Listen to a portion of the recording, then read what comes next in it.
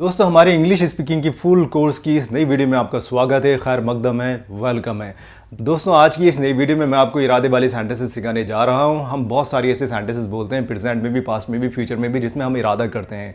Present में भी इरादा करते हैं, जैसे मुझे तुमसे बात करनी है, मेरा तुमसे बात करने का इरादा है, ऐसे भी कह सकते हैं। लेकिन हम ऐसे बोलते नहीं कि मेरा तुमसे बात करने का इरादा है, मेरा बिरयानी खाने का इरादा है, मेरा इंग्लिश सीखने का इरादा है। इसको हम ऐसे ही बोलते हैं कि मुझे तुमसे बात करनी है, मुझे बिरयानी खानी है और मुझे इंग्लिश सीखनी है, मुझे तुमसे बात करनी थी, मुझे इंग्लिश सीखनी थी, मुझे बिरयानी खानी थी। इस तरह से ही पास्ट हो जाएगा। इसी तरह से ही फ्यूचर भी हो जाएगा कि मुझे इंग्लिश सीखनी पड़ेगी या सीखनी होगी और मुझे बिरयानी खानी होगी या बिरयानी खानी पड़ेगी, या फिर मुझे तुमसे बात करनी है या बात करनी पड़ेगी। प्रेजेंट, पास्ट, फ्यूचर हम सभी भी इंटेंशनल सेंटेंसेस बोलते हैं, इरादे वाली सेंटेंसेस बोलते हैं। तो इरादे वाली सेंटेंसेस बोलने के लिए जैसे कि मैंने आपको बताया कि हर बार हमें ये लगाने की ज़रूरत नहीं कि मेरा इरादा है।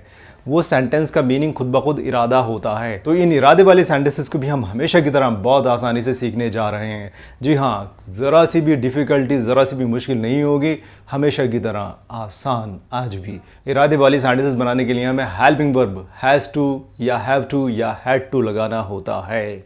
हैज़ टू, हैव टू या हैड टू ये मॉडल ऑक्सिलरीज भी कहलाते हैं, लेकिन हम बखूबी और आसानी से सीखने में यकीन रखते हैं, इसलिए हम इन सब के चक्कर में ज़्यादा नहीं पड़ेंगे।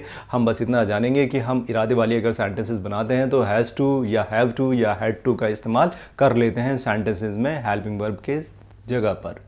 तो दोस्तों इस बार का भी सिखाने का प्रोसेस हमारा वही होने जा रहा है, फंडा 1 into 6। तो वो इरादे वाली एक सेंटेंस किस तरह से 6 में तब्दील कर देगी अपने आप को, यही हम सीखने जा रहे हैं। इसके लिए मुझे लिखना पड़ेगा, सो मुझे लिखने दें।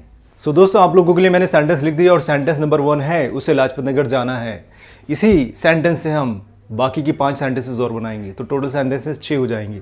तो किस तरह से ये एक सेंटेंस की इंग्लिश बनेगी और किस तरह से एक सेंटेंस बाकी की 5 सेंटेंसेस और बनाएगी। जी हाँ, प्रक्रिया वही है, फंडा 1 into 6 वाली। चलिए देखते हैं किस तरह से ये सेंटेंस बनेगी। सो सेंटेंस है, उसे लाजपत नगर जाना है या उसका लाजपत नगर जाने का इरादा है। इरादे का इस्तेमाल बिल्कुल नहीं करेंगे, ना हिंदी में करेंगे ना इंग्लिश में करेंगे। सो ये जो सेंटेंस है उसका खुद का मतलब इरादा होता है। तो सेंटेंस हमारी है, उसे लाजपत नगर जाना है। दोस्तों अगर हम इसका टेंस समझने की कोशिश करें तो देखते हैं कि ना तो इसमें कोई काम हो रहा है और ना कोई काम हो चुका है। मतलब ना तो ये कंटिन्यूस है और ना तो ये परफेक्ट है। तो जाहिर सी बात है, दोनों बातें नहीं है, नहीं पता है, तो ये इंडेफिनिट हुआ। जी हाँ, काम हो रहा है और काम हो चुका है, ये दोनों बातें पता ना हो तो इंडेफिनिट ही होता है। तो इंडेफिनिट के फॉर्मूले को हम फॉलो करेंगे, subject plus V1 plus object. चलिए तो देखते हैं किस तरह से इसकी इंग्लिश बनेगी। उसे लाजपत नगर जाना है। जी हाँ, रूट सेंटेंस है ये। रूट मीन्स जड़। उसे लाजपत नगर जाना है, जड़। इसी जड़ में से 5 सेंटेंसेस और पुड़ेंगी। उसे लाजपत नगर नहीं जाना है, क्या उसे लाजपत नगर जाना है, क्या उसे लाजपत नगर नहीं जाना है। नंबर 5 पे उसे लाजपत नगर क्यों जाना है और नंबर 6 पे उसे लाजपत नगर क्यों नहीं जाना है। तो इस तरह से पूरी 6 सेंटेंसेस, फंडा 1 into 6 जो होता है वो हम कंप्लीट कर लेंगे। सो इसी रूट सेंटेंस से बाकी ये सारी सेंटेंसेस निकली हैं। सो ये रूट सेंटेंस की इंग्लिश बनाते हैं हम, उसे लाजपत नगर जाना है। सो सब्जेक्ट कौन हुआ, उसे। उसे मीन्स ही, और ही के साथ हैज़ लिया जाता है। थर्ड पर्सन के सिंगुलर में हैज़ का इस्तेमाल होता है, तो ही के साथ हम हैज़ वाली हेल्पिंग वर्ब लेंगे, ही के साथ हैज़ टू ले लेंगे। He has to. फिर मेन वर्ब चाहिए V1, जाने की English go. He has to go. कहाँ, लाजपत नगर। को हम हिंदी में नहीं बोलते हैं, लेकिन इंग्लिश में इसका मीनिंग चाहिए। सो इस को के लिए हम लगाते हैं टू। जब भी जगह पे जाने का जिक्र आएगा तो टू ज़रूर लगाएंगे। He has to go to Lajpat Nagar.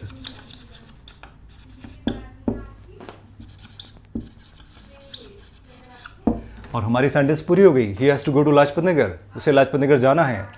अब इसी सेंटेंस से नंबर 2 की बनाएंगे। कैसे बनाते हैं वो प्रोसेस आपको बहुत अच्छी तरह आता है कि हेल्पिंग वर्ब के बाद नॉट और रख दो तो नहीं का मीनिंग भी आ जाता है। तो चलिए देखते हैं कैसे बनेगी। उसे लाजपत नगर नहीं जाना है, तो उसी की इंग्लिश वही। सब्जेक्ट चाहिए आपको ही के बाद आपको चाहिए हेल्पिंग वर्ब। सो हेल्पिंग वर्ब इस बार जो है वो हैज़ टू नहीं रहेगा, ये सेकेंडरी हेल्पिंग वर्ब बन जाएगी।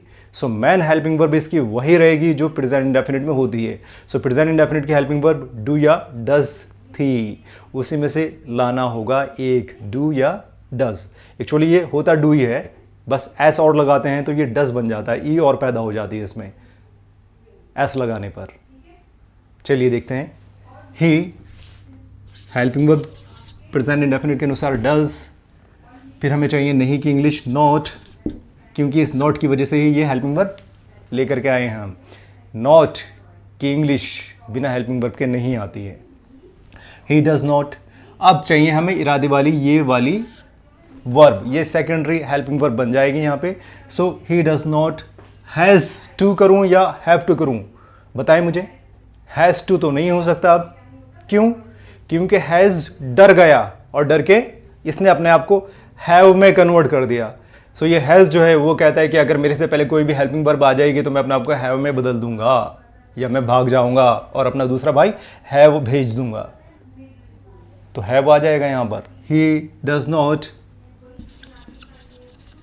Have to. बाकी की चीज़ वही रहेगी, main verb plus Lajpat Nagar. He does not have to go to Lajpat Nagar.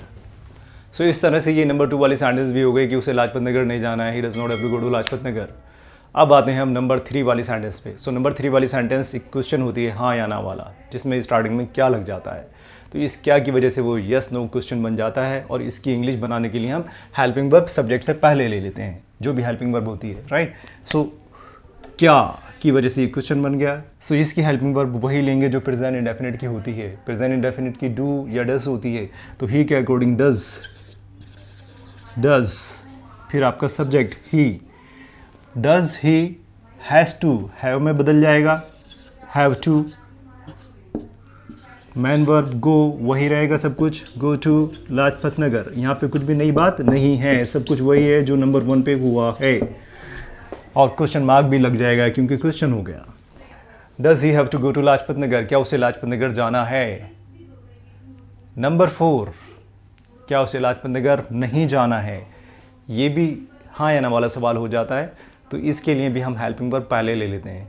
और ये बनता किससे है, नंबर 2 वाली से बनता है। जो हमने 2 में किया है वही हम नंबर 4 में कर देते हैं, बस हेल्पिंग वर्ब पहले उठा के ले आते हैं, तो ये सवाल बनाने की शर्त पूरी हो जाती है। सो यहाँ पे नंबर 2 से हम 4 बना रहे हैं और नंबर 1 से हमने 3 बनाया था। सो नंबर 2 का ही डज़ नॉट था। सो ही डज़, ये जो हेल्पिंग वर्ब है डज़, इसको उठा के हम पहले ले आएंगे, तो ये डज़ ही हो जाएगा, डज़ ही। और बाकी चीज़ें एज इट इज़ रहेंगी। Does he not have to go to Lajpat Nagar.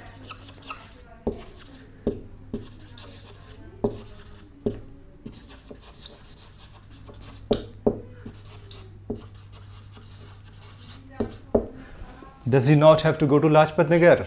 जी हाँ, नंबर 4 भी कंप्लीट हो गई। Does he not have to go to Lajpat Nagar. कुछ भी खास नहीं किया है, बस सवाल बनाने वाली शर्त पूरी कर दी कि हेल्पिंग वर्ब को हम सब्जेक्ट से पहले ले आए हैं, राइट। अब चलते हैं हम नंबर 5 की तरफ। सो नंबर 5 जो है क्या था यहाँ पे, राइट, ये क्या वाली कंडीशन थी। सो नंबर 5 में जो है वो क्यों लगा हुआ है, क्वेश्चन वर्ड वाला क्वेश्चन है ये। सो इस क्वेश्चन वर्ड को हम पहले ले आते हैं, मीन्स सारी सेंटेंस वही रहेगी जो सेंटेंस नंबर 3 पे आपने की है, does he have to go to Lajpat Nagar. और ये जो क्वेश्चन वर्ड है क्यों, इस क्यों की इंग्लिश आप इससे पहले रख दें। So why does he have to go to Lajpat Nagar बन जाएगा, राइट। तो इस तरह से होता है कि क्वेश्चन वर्ड होना चाहिए, फिर हेल्पिंग वर्ब होना चाहिए, फिर सब्जेक्ट होना चाहिए। ये 3 वर्ड अगर आपके इसी ऑर्डर में हैं तो आपकी सेंटेंस सही हो जाती है, मीन्स एक क्वेश्चन बन जाती है। सो देखते हैं कैसे। सबसे पहले चाहिए हमें क्वेश्चन वर्ड हुआ वाई के बाद एज इट इज़ जो तीसरे नंबर पे था वो उतार देंगे, वाई डज। अब डज जो लिखेंगे हम वो तो स्मॉल लेटर में लिखेंगे क्योंकि यहाँ पे स्टार्टिंग नहीं है, और जब स्टार्टिंग होती है तो कैपिटल लेटर बनाया जाता है, राइट। सो वाई डज, फिर चाहिए हमें सब्जेक्ट ही। Why does he have to go to Lajpat Nagar, have to go to Lajpat Nagar. तो कितना आसान है, 5वें नंबर पे आपने कुछ भी नहीं किया है, बस वही जो तीसरे नंबर पे आप बना चुके थे उससे पहले आपने क्वेश्चन वर्ड लगा दिया है जो था वाई, क्यों, उसको लगाने के बाद वो 5वां नंबर बन जाता है। अब चलते हैं हम नंबर 6 की तरफ। सो दोस्तों नंबर 5 के बाद जगह नहीं बची थी, इसलिए नंबर 6 सेंटेंस मैंने ऊपर लिख दिया, उसे लाजपत नगर क्यों नहीं जाना है। तो इसमें क्वेश्चन वर्ड है वही क्यों, इस क्यों को हम पहले ले लेंगे जैसे कि हम हमेशा से सिखाते चले आए हैं। सो क्यों की इंग्लिश वाई, फिर हमें चाहिए वही हेल्पिंग वर्ब। सो हेल्पिंग वर्ब प्रेजेंट इंडेफिनिट के अकॉर्डिंग वही डज आएगा, वाई डज। फिर सब्जेक्ट चाहिए ही, फिर नॉट चाहिए, वाई डज ही नॉट फिर हैज़ टू तो आएगा ही नहीं, क्योंकि उससे पहले हेल्पिंग वर्ब डज मौजूद है। और जब हैज़ टू से या हैज़ से पहले कोई और हेल्पिंग वर्ब आ जाती है तो वो अपने आप को हैव में बदल देता है, इसलिए हैव टू आएगा। Not have to go to Lajpat Nagar.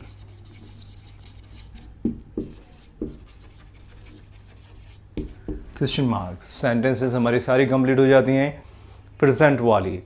अब हम नेक्स्ट वीडियो में पास्ट वाली सेंटेंसेस सीखेंगे। जी हाँ, पास्ट वाली सेंटेंसेस सीखना और भी आसान हो जाएगा। सो दोस्तों, जाने से पहले मैं आपको रिमाइंड करा देना चाहता हूँ कि अगर आपको हमारी ये वीडियो पसंद आई हो तो लाइक ज़रूर करें, और वीडियो कैसी लगी ये कमेंट करके ज़रूर बताएं। फिर से मिलता हूँ मैं आपको नई वीडियो में, तब तक के लिए बाय बाय, टेक केयर।